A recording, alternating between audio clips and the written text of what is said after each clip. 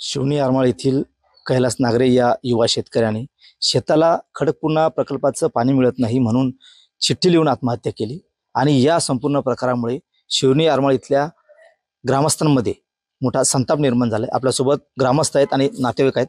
दादा काय सांगाल की कैलास भाऊ नागरे यांनी जी आत्महत्या केली, चिठ्ठी लिहिली, काय नेमका प्रकार आहे आणि तुमच्या भावना काय?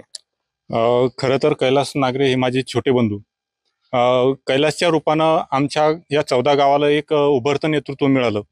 कैलासच्या जाण्यानं आमचा सर्व परिसर आज हळहळतोय। खरं तसं जर पाहिलं तर ही आत्महत्या नसून सरकारी व्यवस्था, राजव्यवस्था यांनी केलेला सरळ सरळ उघड खून आहे।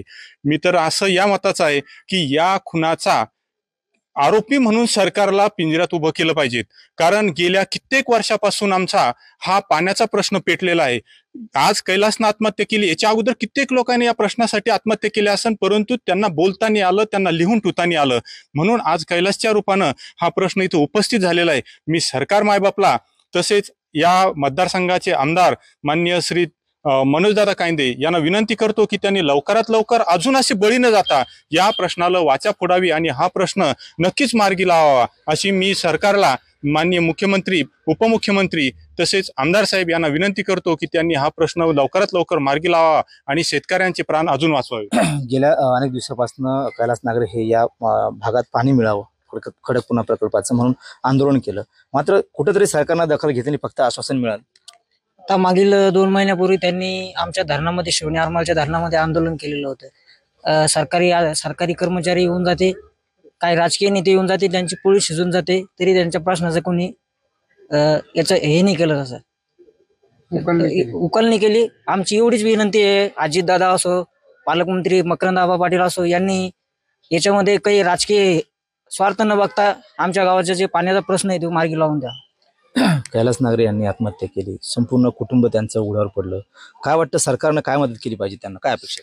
सर्वात प्रथम सरकारनं ते त्यांचं कुटुंब आहेत किंवा त्यांची जी मुलं आहेत, आता त्यांची मुलगी 12वीला आहेत, तर यांच्यासाठी जो येणारा खर्च आहे तो त्यांचं पालकत्व स्वीकारायला पाहिजे, हे सरकारनं स्वीकारायला पाहिजे। जसे या मतदारसंघाच्या आमदारांनी सांगितलं की मी पालकत्व स्वीकारतो, पण आमदार हे फक्त 5 वर्षापुरते असतात, समोर ते निवडून येतील का नाही हे आम्ही सांगू शकत नाही।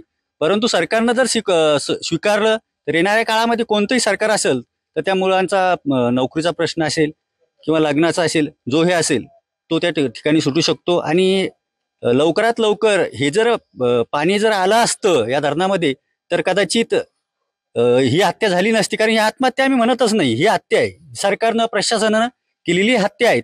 आणि येणाऱ्या काळामध्ये जर अशा हत्या किंवा आत्महत्या रोखायच्या असतील तर लवकरात लवकर या धरणामध्ये पाणी आणून या 14 गावाचा प्रश्न मिटला तर येणाऱ्या काळामध्ये विदारक चित्र आपल्याला दिसणार नाही। काका काय वाटतं की कोण जबाबदार या संपूर्ण प्रकाराला? या प्रकरणाला येणारे समजा आज जे आंदोलन झालं होतं, ज्यांनी भेटी दिल्या, म्हणजे जे जबाबदार व्यक्ती आहेत त्यांनी खऱ्या अर्थानं हा प्रश्न हाताळला नाही व्यवस्थित, त्याच्यामुळे ही हत्या झाली।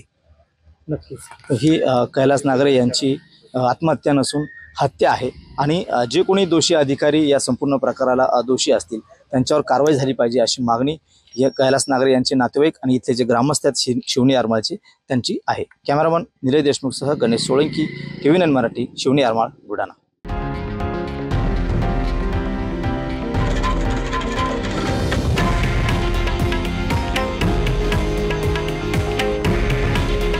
हे आहे देशातील नंबर 1 न्यूज नेटवर्क आणि आपण पाहत आहात TV9 मराठी।